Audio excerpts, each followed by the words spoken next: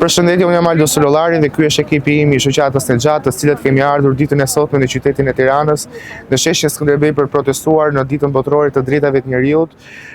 për të protestuar për të drejtat e munguara dhe liritë e munguara më thelbësore të drejtave të njerëzit të anëtarëve të organizatës Mujahedinët, të cilët janë të izoluar, por nga krau tjetër edhe për jetën e humbur të gjithë viteve të humbura, për gjithë anëtarët që sot ndodhen në shoqatën e Gjatë dhe kërkojmë liritë e tyre, kërkojmë për familjet në Iran që të komunikojmë me fëmijët e tyre që ndodhen të izoluar brenda kampit Mujahedin dhe do të provojmë çfarëdo lloj mënyre qoftë kjo me protestë, manifestim, lëvizje, projekte artistike, çdo gjë tjetër në kuadër ligjor për të ofruar